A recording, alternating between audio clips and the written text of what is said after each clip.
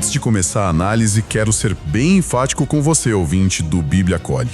Curta este episódio agora mesmo, compartilhe esse conteúdo com alguém que precisa ouvir a palavra de Deus e se você ainda não é inscrito, se inscreva no Bíblia Acolhe agora para não perder nenhum desses estudos profundos. Faça isso já. É isso aí, um recado super importante para quem acompanha a gente. Bom, começando o nosso mergulho de hoje. Imagina só a seguinte cena. A cidade de Jerusalém está completamente lotada. Festa grande, né? Isso, é a festa dos tabernáculos. É um daqueles momentos mais vibrantes, mais caóticos e com a tensão política lá no teto no calendário judaico. Com certeza. E no meio dessa multidão toda, a elite religiosa está reunida. Exato. Os principais sacerdotes e os fariseus. Eles estão lá, portas fechadas, num clima de pura apreensão, tentando, fazer um controle de danos mesmo. E o alvo de toda essa apreensão, a gente sabe, é Jesus. Jesus. Ele está ensinando publicamente no templo, atraindo as massas. E para resolver esse grande problema, essa elite despacha os guardas do templo. E vale lembrar que não estamos falando de seguranças de shopping aqui, sabe? Não, de jeito nenhum. A Bíblia mostra que era uma força policial levítica. Homens armados, super treinados, com autoridade oficial para prender as pessoas. A ordem era bem direta. Tragam esse homem aqui. A elite fica lá esperando. O tempo passa. A ansiedade aumenta. Até que a porta se abre, né? Pois é. A porta da sala do conselho se abre.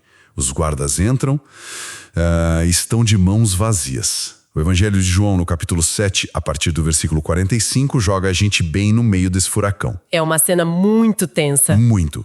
Os fariseus olham para a polícia e exigem uma resposta.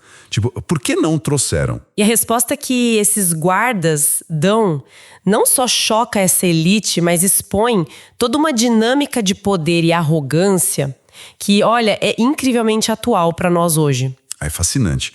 Como estudiosa, como você vê esse cenário histórico e psicológico que a Bíblia constrói aqui? É um cenário brilhante. O texto bíblico foca não na ação física, mas no colapso total da autoridade humana diante da verdade divina, sabe? Aqueles guardas do templo, eles eram homens durões, acostumados a lidar com tumultos de peregrinos, com os zelotes rebeldes. Eles operavam na base da força bruta mesmo. Intimidação total. Isso. Mas a Bíblia relata algo totalmente inédito ali. No versículo 46, quando os fariseus questionam o fracasso, os guardas simplesmente dizem: jamais alguém falou como este homem. Nossa, isso é muito forte. Eles não falam de um obstáculo físico. Exato. Eles não dizem que Jesus resistiu à prisão ou que os discípulos formaram um escudo humano. O obstáculo foi puramente a palavra. Olha, deixa eu fazer o papel do advogado do diabo por um segundinho aqui. Manda. A gente está falando de Jerusalém abarrotada. Esses guardas eram profissionais. Não seria, mais lógico pensar que eles chegaram lá, viram aquela multidão gigantesca e simplesmente amarelaram? Medo de confusão? Medo de um motim. Se a gente prender esse cara, a multidão vai linchar a gente. Por que a Escritura destaca especificamente o falar de Jesus? Essa pergunta é excelente. E é bem aí que o texto bíblico nos surpreende. Se o problema fosse tático, os guardas usariam isso como desculpa, né? Claro, para salvar a própria pele. Com certeza. Eles diriam aos chefes que o local estava inseguro para uma extração, que era um risco operacional. Era a desculpa perfeita para não perder o emprego. Verdade, faz muito sentido. Mas não é isso que eles dizem. Eles arriscam sofrer uma punição severa, confessando uma derrota que é intelectual e espiritual. Eles atestam a natureza inigualável da mensagem de Jesus. Caramba! E como era o ensino na época para causar um impacto tão absurdo assim? Os rabinos ensinavam citando outras autoridades. Como disse o rabi fulano de tal, sabe? Uma coisa mais acadêmica, cheia de referências. Isso, baseado em jurisprudência. Mas Jesus ensinava com autoridade própria, intrínseca.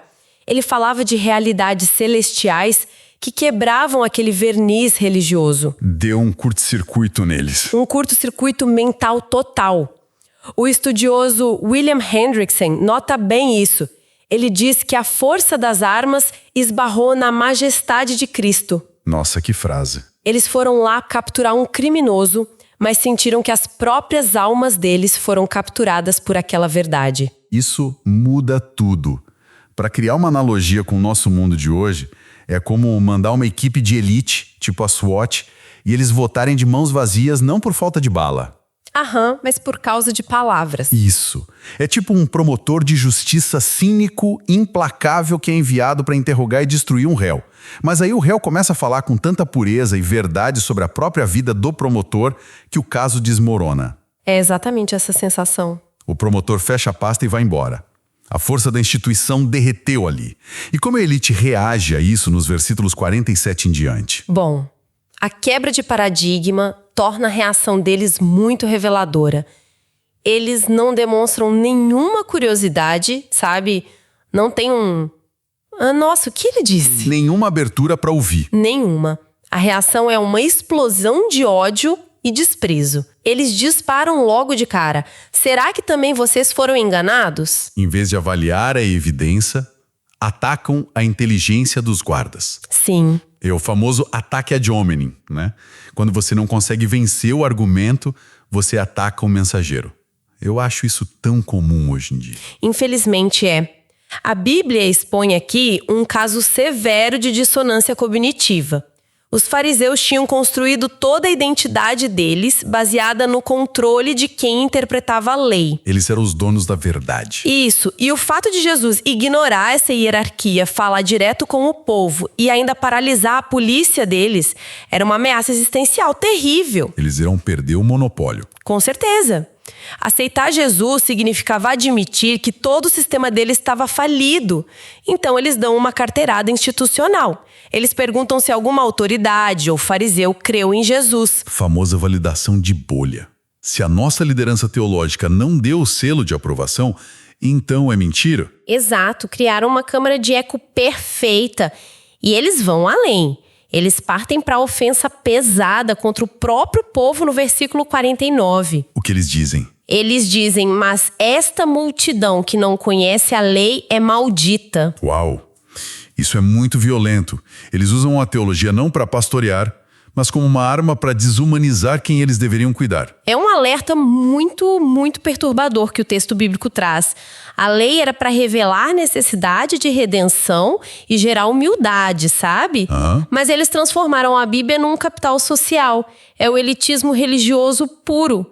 Eles viam o povo simples como descartável. E a ironia gigante é que o povo ignorante e os guardas sem diploma estavam enxergando Deus com clareza. Perfeito! Enquanto os doutores em teologia estavam mergulhados na cegueira, a teologia sem amor, divorciada do quebrantamento, não leva a Deus. Ela constrói um altar para o nosso ego. Onde os outros são sacrificados. Isso é idolatria intelectual disfarçada de santidade. Eu fico muito impressionado com isso. É de arrepiar. E é bem no meio dessa sala tóxica, dessa gritaria, que a Bíblia mostra um freio de mão sendo puxado, né? Entra Nicodemos. Sim, o versículo 50 é uma virada magistral.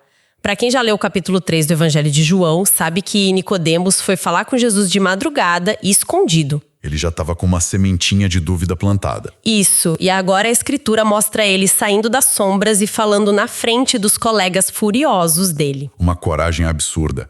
E o que ele argumenta? Ele não apela para a emoção, ele joga no terreno deles, usando a própria lei.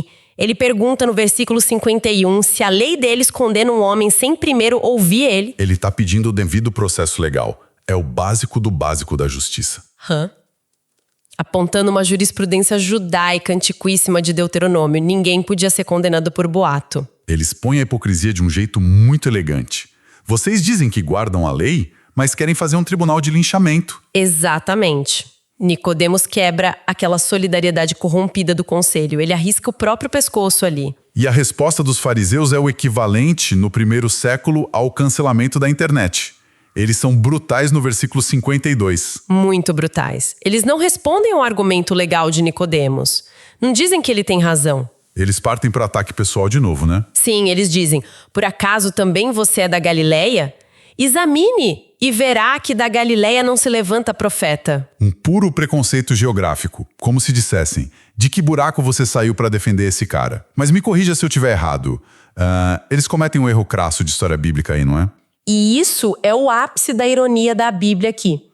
O ódio emburreceu os caras que eram os maiores especialistas da lei. Nossa! Eles dizem que nenhum profeta vem da Galileia, mas estudiosos lembram que o profeta Jonas era de Gat-Hefer, na Galileia.